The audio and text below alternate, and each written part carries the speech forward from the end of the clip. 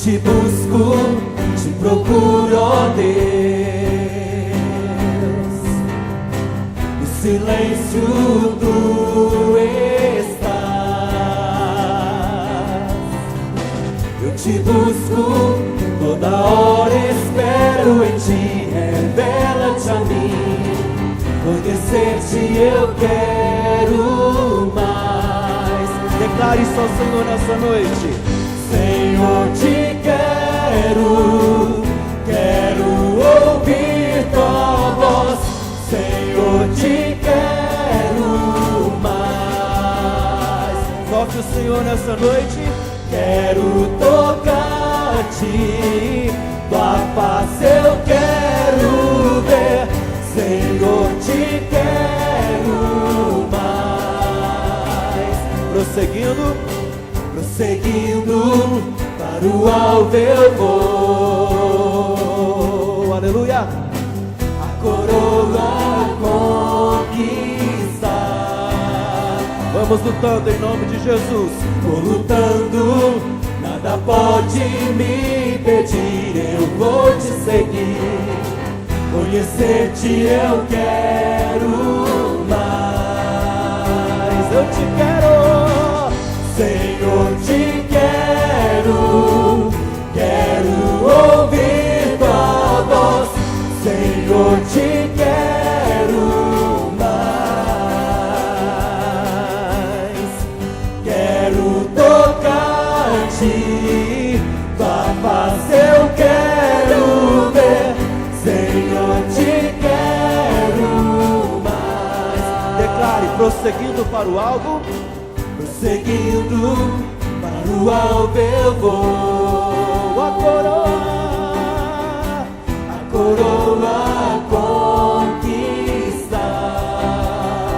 Declare, vou lutando, nada pode me impedir. Eu vou te seguir, conhecer-te eu quero mais. Te queremos, Senhor. Senhor, te quero ouvir tua voz.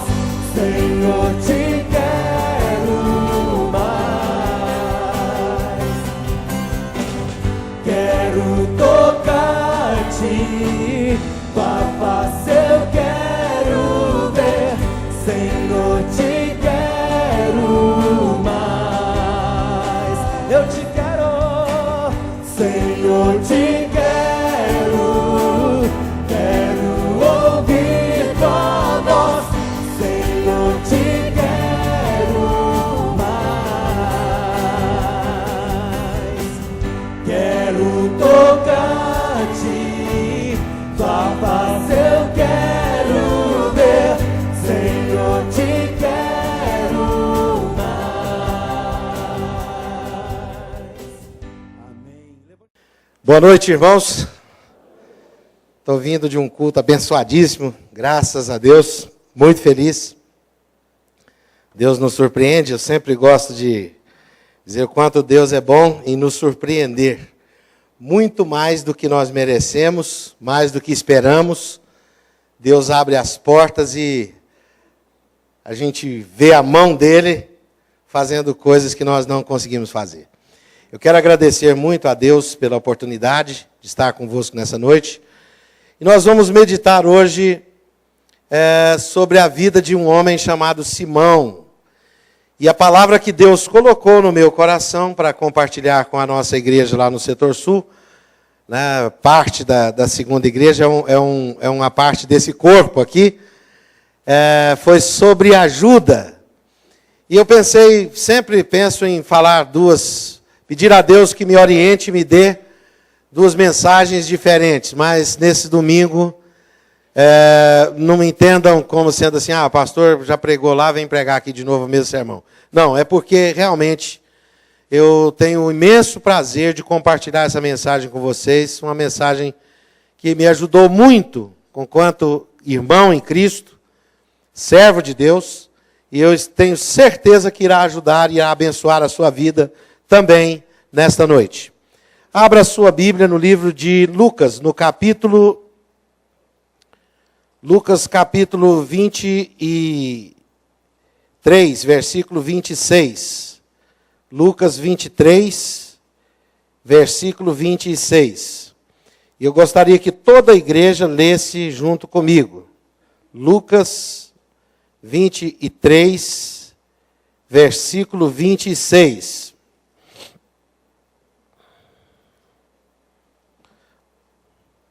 Vamos aqui encontrar alguns exemplos na vida de Simão, que podem nos ajudar a ajudar os outros. Lucas 23, 26. Todos juntos comigo. E como o conduzissem, constrangendo um sirineu chamado Simão, que vinha do campo, puseram-lhe a cruz sobre os ombros, para que a levasse após Jesus. Senhor, em nome de Jesus, fala ao coração da tua igreja nessa noite. Que o exemplo da vida deste homem chamado Simão seja um impacto, ó Deus, na nossa vida também. Para que possamos, ó Deus, sustentar, ajudar nossos irmãos levarem a sua cruz. Nós te agradecemos em nome do Senhor Jesus. Amém e amém. Queridos irmãos, se você fosse colocado diante de uma situação, de uma circunstância, de uma outra pessoa, para ajudar em todos os sentidos da vida, seja de necessidade financeira, espiritual, material, o que é que você faria? Qual seria a sua atitude como crente? Se Deus te colocasse diante de uma situação e que existisse um desafio tremendo para uma ajuda efetiva que transformasse radicalmente a vida de alguém. Eu anotei aqui algumas atitudes nossas que talvez sirvam como referência a você para pensar qual seria a sua primeira atitude. Você daria conselhos àquela pessoa porque você é o entendido? Digamos que seja uma pessoa que esteja atravessando um momento financeiro difícil, está passando necessidade, não tem como sustentar os filhos, não tem como se alimentar em casa, as roupas já estão surradas por demais, não tem como tomar uma condução e você está diante dele. Você é um economista, um contador, um intelectual do ramo financeiro, o que você faria? Vem cá, irmão, vou te dar uns conselhos aqui. Senta aí. Olha, o negócio é o seguinte, economicamente falando, o plano do governo brasileiro, o ministro da Fazenda adotando determinada postura, você tem cartão? Corta seu cartão. Faz isso, você tem isso, faz aquilo outro. E você começa a dar receitas para a pessoa, como se ela tivesse condição de agir pelos conselhos que você está dando e aquilo fosse mudar a vida da pessoa, simplesmente. E depois que terminasse aquela sessão de conselho, a barriguinha dele roncando, fazendo aquele barulho, aquele remédio não resolve, que passa na televisão. E você tem que se envolver com a pessoa, dizer assim, olha, tem 5 quilos de arroz lá em casa, eu vou dividir no meio, vamos fazer um rachide aqui e você vai resolver seu problema, pelo menos com arroz. Então isso extrapola, vai além dos seus sábios conselhos econômicos. Mas existe uma segunda postura que nós podemos adotar, que seria o caso de nós ignorarmos e agirmos como aqueles judeus agiram na parábola do bom samaritano contada por Jesus, que ao ver um irmão, um outro judeu, que fora assaltado, que estava numa situação difícil, caído. A Bíblia diz que eles ignoraram e passaram de largo. E citou o motivo que eles tomaram para não ajudar aquele homem. Primeiro, tinha uma responsabilidade no templo muito grande, e ele não podia atrasar-se. E ele não teve como parar para ajudar o seu semelhante. O segundo, era um levita, que por certo tinha responsabilidades também no templo. Observe que os motivos foram citados de ordem religiosa. E eles ignoraram e simplesmente passaram de largo e não ajudaram aquele homem. Por final, passou um samaritano, que não tem nada a ver com o judeu, que nos dias de hoje seria o cara que soltaria uma bomba. Falou, eu não posso deixar esse homem caído desse jeito. Parou, perdeu a sua jornada de viagem, aquilo teve um custo, ele pagou a hospedagem. Diz o texto lá que pesou-lhe os ferimentos. Aquilo foi pago com peso. Moeda cara. E depois de cuidar daquele homem, ele seguiu a sua viagem. E ele não ignora o sofrimento do seu semelhante. Mas ainda há um terceiro, e eu espero que esse seja o nosso motivo, de ajudar um ao outro, que é o nosso envolvimento. E quando, como crentes, somos desafiados a ajudar o nosso semelhante, nós somos desafiados a ajudar por uma atitude de misericórdia. E a palavra misericórdia aqui tem um significado de envolvimento e não de um sentimento. Há muitas pessoas dentro da igreja que estão esperando sentir misericórdia. Como se misericórdia fosse um sentimento para ser sentido. Pede a Deus, pastor, pela minha vida, para poder vir uma misericórdia, assim, eu ter vontade de exercer misericórdia. Irmão, a gente não tem vontade de exercer misericórdia. Misericórdia é uma coisa que alguém que conhece a Jesus, que já conhece a misericórdia de Deus, ele vai e faz. Ele exerce, ele executa. E essa palavra misericórdia é unir a cardia da gente, o coração, com a miséria do próximo, ou seja, com a necessidade e com a carência do nosso semelhante. E quando eu falo em ajuda e envolvimento ao próximo, não estou falando somente na ajuda que nós podemos dar à pessoa. Eu estou falando na ajuda que nós podemos ter na igreja, a ajuda que nós podemos dar ao trabalho de Deus, ao envolvimento missionário, ao envolvimento na evangelização, ao envolvimento na oração, que todas as vezes que nós tomamos uma iniciativa de não sermos relapsos, de não passarmos ao largo, de não ignorar, de não querer dar conselhos e ensinar, mas simplesmente nos envolver, nós estamos agindo com misericórdia e do jeito que Deus quer. Eu achei esse texto aqui impressionante, porque sempre nas minhas madrugadas eu tenho uma pessoa que eu agradeço todo dia pela vida dela, que é minha mãe. Minha mãe, além de ser uma excelente crente, foi uma mulher que, durante a sua vida, tem ajudado pastores, missionários e pessoas necessitadas da igreja. Às vezes eu saio daqui de Uberlândia, chego na casa da minha mãe, penso assim, eu vou almoçar aquele franguinho caipira, que eu chego lá, já tem uma porção de gente, já comeram o frango caipira todinho. Só o caldinho para mim, agora já chego até de madrugada. E eu me lembro quando a gente era menino, que chegavam aqueles pregadores na igreja, pastores, missionários, e a minha mãe, meu pai já não falava mais nada, porque ela já saía e ia para o pastor e falava assim, pastor, ele já tem onde almoçar? Não, irmã, então eles vão almoçar lá em casa. Olha, sabe aquele tempo que a gente comia macarrão? O almoço no domingo era tutu? macarrão, daqueles macarrão furado, né, que tinha um bote de macarrão. E quando fazia um frango, a meninada ficava feliz. Mas quando a minha mãe chamava o pastor e um missionário para comer em casa, ela falava assim, ó, deixa o pastor ir na frente se servir primeiro.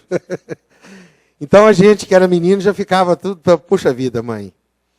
Então a gente ficava ali, aqueles 4 filhos olhando, aí passava a coxa, o peito, o jogo.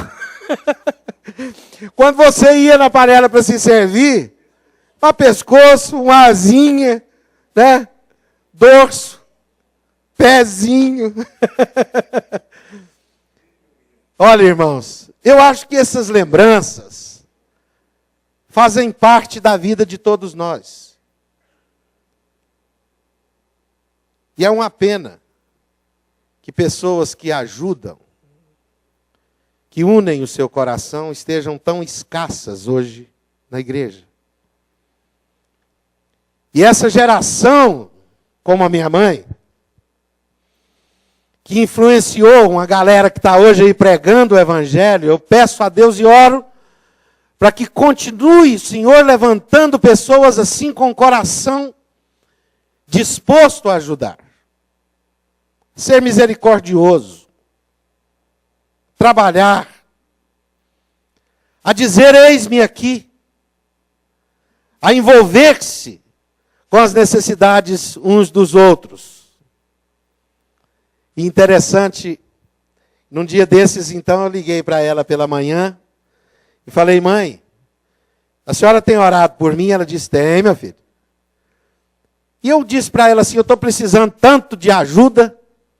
Ela falou assim, mas quem sabe, olha só, quem sabe Deus não está mostrando para você que é hora de você ajudar e não de ser ajudado.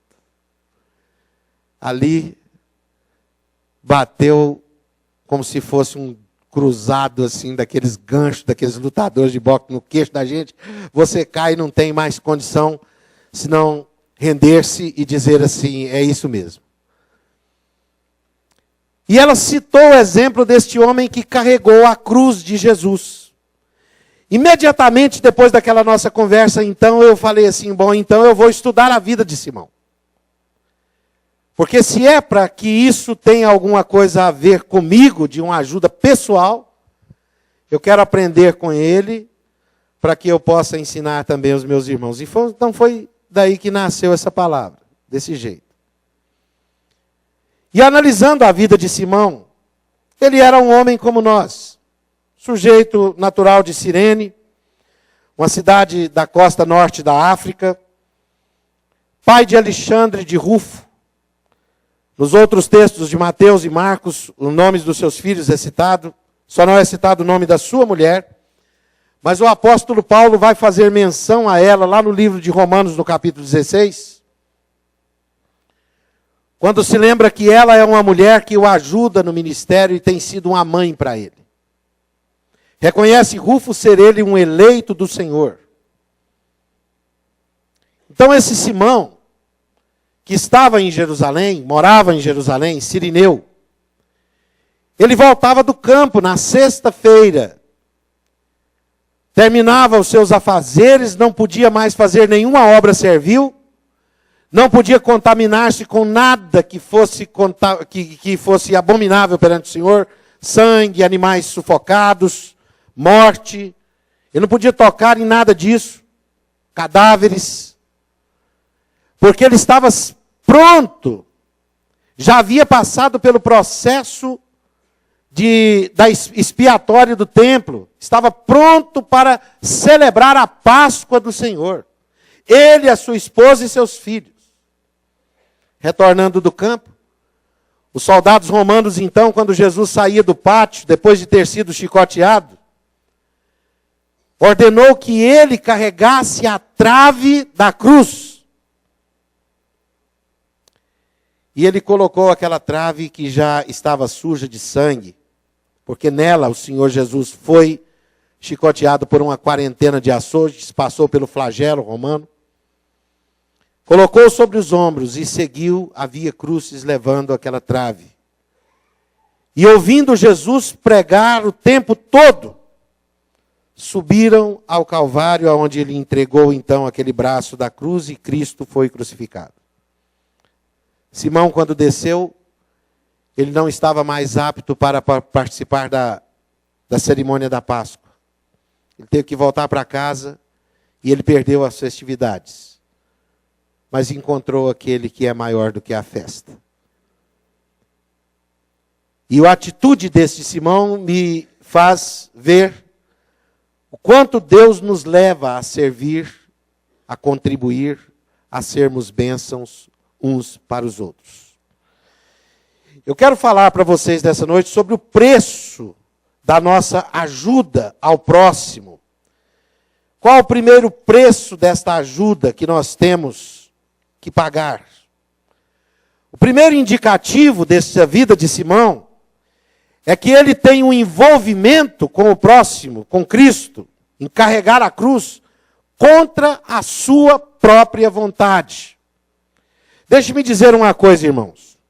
Ajudar o nosso próximo, ser bênção na vida de alguém ou da igreja, nos envolver com alguma obra missionária, algum trabalho de evangelização, necessariamente não tem que passar pelo crivo da nossa vontade.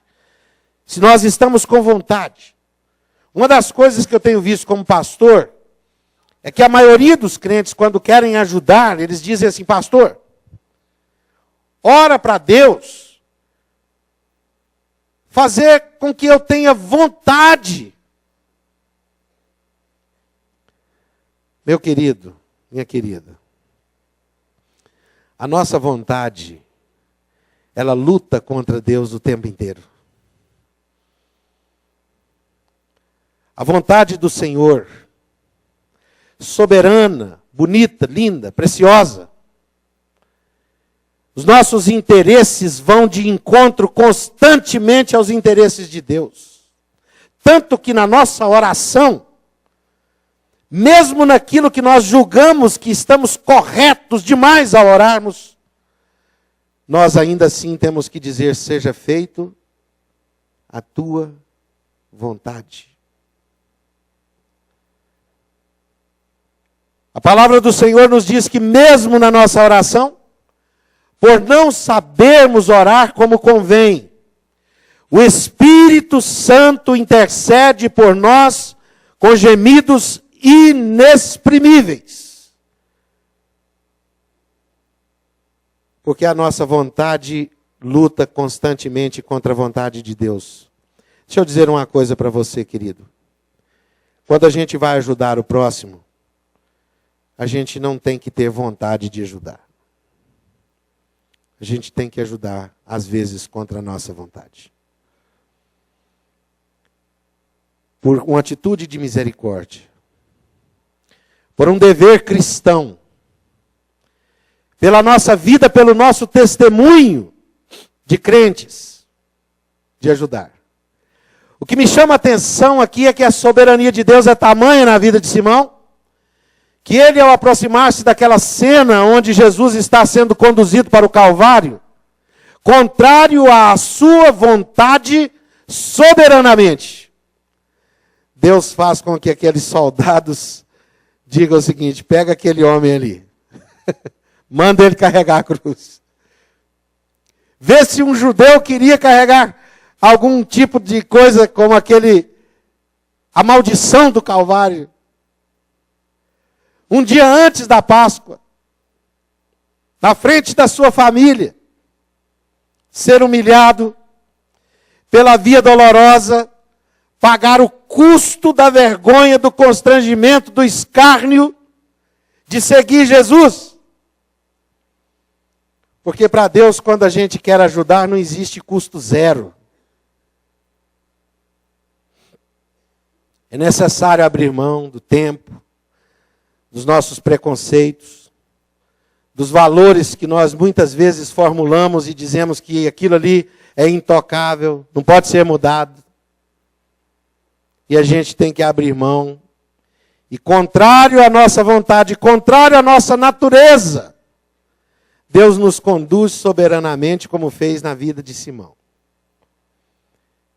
Então, a primeira lição que eu tiro na vida deste homem aqui, para mim, para você, é que nossas relações de ajuda, de envolvimento, normalmente, Deus não seguirá a vontade dos nossos desejos, mas Ele seguirá a sua soberana vontade na nossa vida. Você tem que dizer assim: Senhor, usa-me, me faz uma bênção, ainda que contrário às minhas vontades.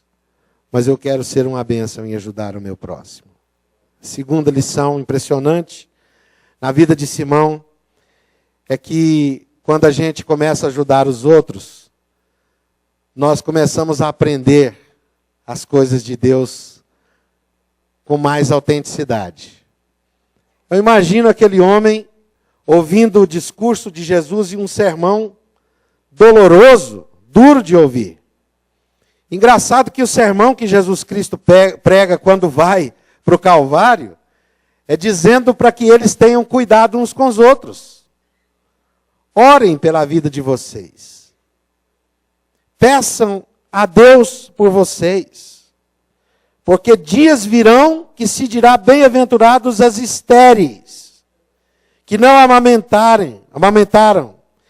Nesses dias, tamanho seria o sufoco psicológico, que eles diriam assim: os montes caiam sobre nós e os outeiros cubram-nos.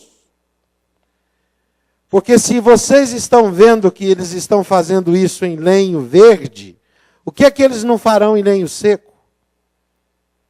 E ele vai ouvindo esse discurso de Jesus, carregando aquela trave, esquina por esquina, e segundo nos informa a história, os historiadores, por quase 3 quilômetros, subindo uma ladeira para o Monte da Caveira, onde ele joga então aquela trave da cruz e Cristo é crucificado. Simão fica ali com a família.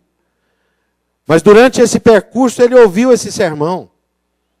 E o texto que nós lemos diz o seguinte: para que levasse após Jesus, esse homem segue Jesus na vida que se segue, mas levando aquela trave, ajudando. Se você, amado irmão,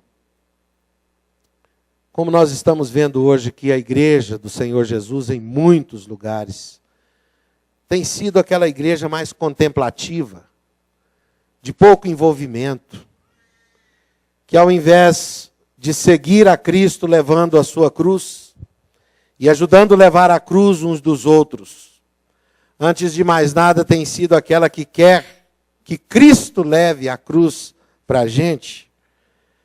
Deixa eu fazer um desafio aqui, e essa minha palavra tem a ver com aqueles que querem ajudar de verdade. E nós não estamos aqui porque Cristo, a cruz da nossa salvação, Ele já tomou sobre si, Ele levou. Mas Ele nos desafia a negar-nos a nós mesmos, dia após dia, tomar a nossa cruz e seguir. E a palavra ainda vai mais além.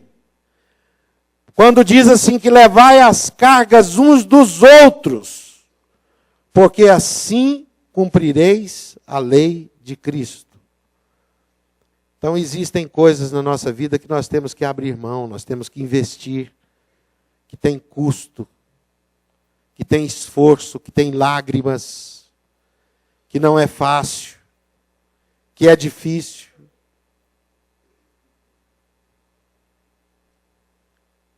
Mas os resultados são maravilhosos.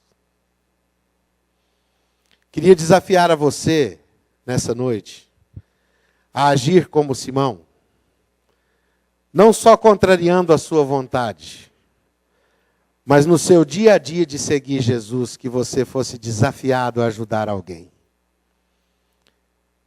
Peça a Deus para Ele mostrar alguém para você ajudar, para você dividir o peso do fardo de uma pessoa, em oração, discipulado, ajuda. Foi isto que Simão fez, e assim ele seguiu Jesus. A terceira característica importante na vida deste homem é que houve uma interatividade de ajuda. Deixa eu contar uma coisinha para vocês aqui, de família, né? Quando eu falo interatividade, eu quero dizer de família. Todos estavam envolvidos naquele processo de Simão. Eu falei da minha mãe aqui no passado. O primeiro contato que eu tive com o reverendo Guilhermino Cunha, na minha vida, quando ele foi presidente da Igreja Presbiteriana do Brasil, no Rio de Janeiro, ele falou assim: de onde você é, Walter? Eu falei: eu sou de Anápolis. Vocês sabem aquela historinha do cara de Anápolis? Ele chegou em São Paulo, foi tomar um café na rodoviária. E em São Paulo, em Goiás, todo café vem adocicado, né? Você roda só a xícara, assim. Mineiro também faz isso. Ele pegou o café e tomou sem açúcar, fez uma careta, e o rapaz da padaria falou assim: ah, o senhor é diabético? Ele falou: não, eu sou de Anápolis. Então eu, como um bom cidadão de Anápolis, eu sou lá de Anápolis. Falou assim: ah, você é de que igreja? Falei: da igreja da Vila Formosa. Falou: estive nessa igreja pregando lá. Eu fiquei hospedado, dormi na casa de uma senhora chamada Dona Dorcília. Falei: minha mãe, o senhor teve coragem de dormir lá? Tinha casas melhores. A igreja tem pessoas. Ela falou assim: não, mas ela foi tão bondosa. Sabe aquelas coisas que você enche o olho de lágrima, de ver a bondade, da hospitalidade, de uma pessoa abrir as portas da casa? Ontem, essa semana, a Ruth me ligou e disse assim: Walter, vamos fazer um almoço com as crianças lá na congregação. Falei: nós vamos fazer aonde? Aqui? Na cozinha da igreja? Ela falou: não, vamos fazer lá em casa. Falei: você ficou... pouca criança, vamos fazer. Umas 5, 6 crianças, vamos fazer. Nós tínhamos 22 pessoas. Quando eu terminei a escola dominical, que cheguei lá, eu parei meu carro assim, olhei e falei assim: eu acho que eu já vi essa cena. Porque quando o pai da gente ajuda, a gente que é filho quer ajudar, e a outra geração vem atrás e ajuda também. Há 2 semanas atrás, meu filho, que toma conta de uma célula de jovens na igreja que ele frequenta lá em Palmas, ligou e disse assim: pai, um rapaz que eu evangelizei, levei a Cristo, está se casando em Brasília. O senhor me dá uma ajuda financeira para poder ir no casamento dele? É o meu afilhado. E você vai descobrindo o quanto Deus é maravilhoso, porque é um processo de família, gente. Se você quiser ver a sua família transformada, seus filhos no caminho do Senhor, abra o seu coração, como Simão fez. Porque a bênção de Deus, ela vem para as gerações que se seguem. É promessa da palavra do Senhor. E o inimigo não tem poder para destruir os planos de Deus na nossa vida. E os frutos desse trabalho, dessa ajuda, desse envolvimento, você colherá. Porque a palavra do Senhor diz assim: quem sai andando e chorando enquanto semeia, voltará com júbilo, trazendo os seus feixes. Abra as portas do seu coração. E como é maravilhoso encontrar o apóstolo Paulo dando testemunho da fé desse rapaz chamado Rufo, dizendo: saudai a Rufo, eleito no Senhor, e a sua mãe, que tem sido para mim como uma mãe.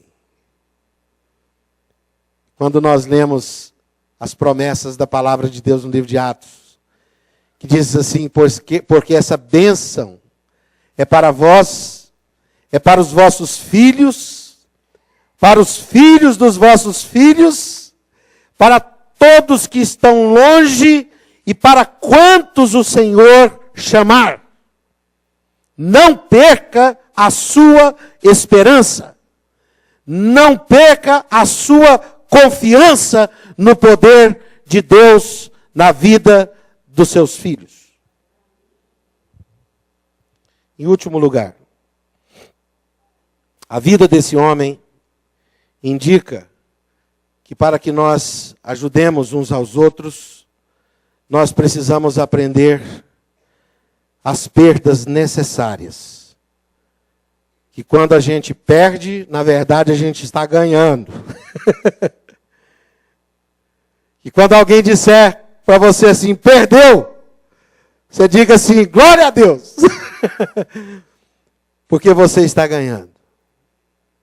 Quando você tiver que abrir mão, lembre-se, que quando você abrir mão de alguma coisa, para que a vontade de Deus seja feita, o lucro que vem depois disso é muito grande. Esse homem, ele, por ter feito uma obra servil, ou seja, foi mandado fazer, e ele trabalhou num dia antes da Páscoa. Ele contrariou uma das regras e dos princípios da lei, lá no livro de Levíticos. Que eles não podiam, na preparação da Páscoa, fazer obra servil no 7º dia, e tampouco na preparação da Páscoa. Ele cometeu um outro delito, porque ele se contaminou com o sangue que estava naquela cruz. Como judeu, ele poderia ter dito, eu não vou carregar. Eu não posso. Mas ele se sujeitou. E ele perdeu. Perdeu a Páscoa, perdeu a festa, mas ganhou um prêmio que ninguém pode dar. Somente Deus.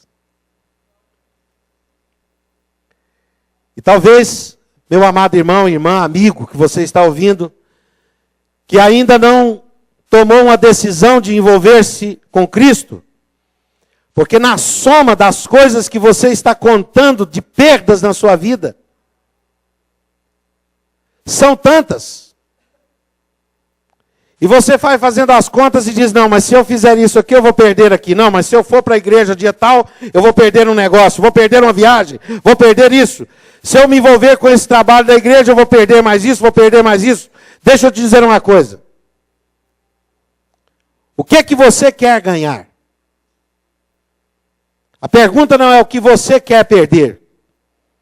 A pergunta é o que você quer ganhar.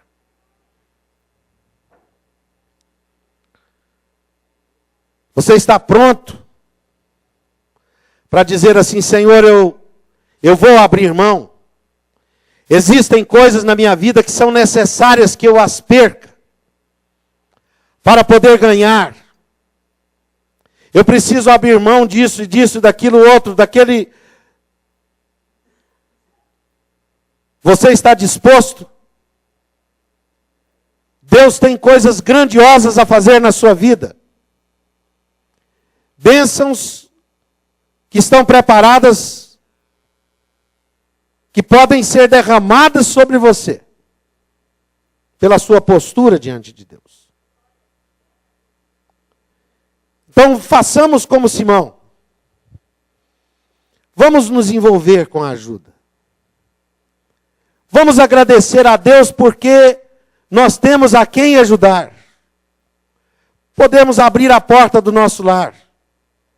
Por sermos condescendentes, hospitaleiros. Por ajudar o nosso irmão na oração a levar os seus fardos. Dividir com eles as suas responsabilidades. Nos apresentarmos para a obra de Deus, no trabalho do Senhor. E se você tem essa disposição no seu coração, esteja certo que um dia você será lembrado, meu querido irmão.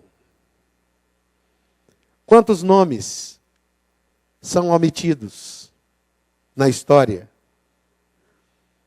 Mas hoje nós estamos lembrando do nome Simão, do nome Alexandre, Rufo, a mãe de Rufo, pessoas que abriram os seus corações para ajudarem, para se envolverem. No livro de Tiago, no capítulo 2, versículo 14 ao versículo 18, diz: meus irmãos, que aproveita se alguém disser que tem fé e não tiver obras? Porventura, a fé poderá salvá-lo? E se o irmão ou a irmã estiverem nus, e tiverem falta de mantimento cotidiano, e algum de vós disser, ide em paz, aquentai-vos e fartai-vos, e lhe não derdes as coisas necessárias para o corpo, que proveito virá desta fé? Assim também, a fé, se não tiver obras, é morta em si mesma. Mas alguém dirá, tu tens fé e eu tenho obras. Mostra-me a tua fé sem as obras, que com as minhas obras te mostrarei a minha fé. Não quero provocar aqui um duelo. Eu quero apenas dizer que quando a gente tem fé em Jesus, nós somos levados a praticar grandes obras no nome do Senhor Jesus.